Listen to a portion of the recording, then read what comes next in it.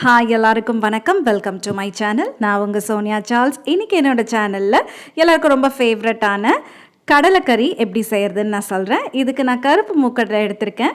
இது 8 மணி நேரம் நல்லா கழுவி சுத்தமாக ஊற வச்சுருக்கேன். அதை ஊற வச்சுட்டு அடுத்து இதில் நான் ஒரு தக்காளி, இஞ்சி, பூண்டு, 2 பச்சை மிளகா பேஸ்ட் மாதிரி அரைச்சி ரெடி பண்ணிக்க போகிறேன்.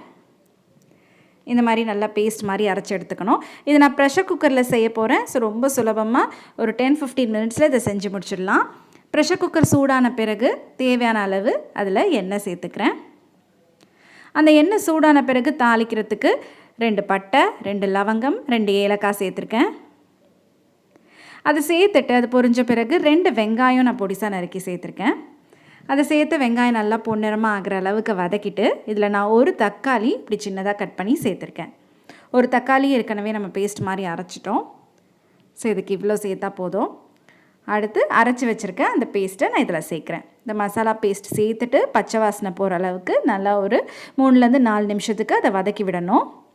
அது நல்லா வதங்கி இந்த மாதிரி கொதி வரும்போது இதில் நான் 1 டீஸ்பூன் தனியாத்தூள் சேர்க்குறேன். இப்போ எல்லா மசாலாவும் சேர்த்துடலாம். தனியாத்தூள் சேர்த்துட்டு காரத்துக்கு ஏற்ற மாதிரி 1 டீஸ்பூன் ரெட்சிலி பவுடர் சேர்க்குறேன். அடுத்து கரம் மசாலா, ஜீரகத்தூள் 1/2 டீஸ்பூன் சேர்த்துக்கிறேன். இது எல்லாமே சேர்த்துட்டு நல்லா மிக்ஸ் பண்ணி விடணும்.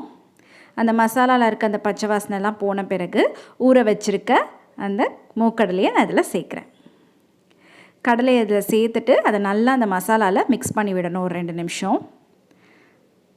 இந்த மாதிரி ஃபுல்லாக அந்த மசாலா இறங்குற அளவுக்கு நல்லா மிக்ஸ் பண்ணி விட்டுட்டு தேவையான அளவு உப்பு சேர்க்குறேன். நான் கல் உப்பு சேர்த்துருக்கேன். உங்கள் கிட்டே இருக்க உப்பு நீங்கள் சேர்த்துக்கலாம்.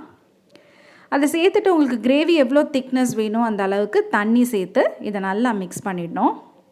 மிக்ஸ் பண்ணி ஒரு 2-3 நிமிஷம் அப்படியே கொதிக்க விட்டுட்டு நம்ம இதுக்கு ஒரு தேங்காய் பேஸ்ட் ரெடி பண்ணிக்கலாம். 1/4 கப் தேங்காவும் 1 டேபிள் ஸ்பூன் சோம்பு சேர்த்துருக்கேன். அதை சேர்த்துட்டு நல்லா இந்த மாதிரி பேஸ்ட் மாதிரி அரைச்சி அது கொதிச்சிட்ருக்கும் போது அதில் சேர்த்துடணும்.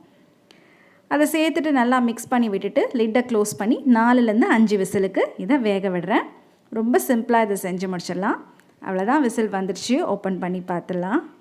இதோடய ஃப்ளேவர் ரொம்ப அருமையாக வந்திருக்கு. ஸோ இது சப்பாத்தி, தோசை, பூரி எல்லாத்துக்குமே ரொம்ப அருமையாக இருக்கும். நீங்களும் இந்த சிம்பிளான கடலைக்கறியை உங்கள் வீட்டில் செஞ்சு பாருங்கள். எப்படி வந்திருக்குன்னு கமெண்ட் செக்ஷனில் சொல்லுங்கள். மறக்காமல் என்னோடய சேனலுக்கு சப்ஸ்கிரைப் பண்ணி பெல் ஐக்கான் ப்ரெஸ் பண்ணுங்கள். தேங்க்யூ.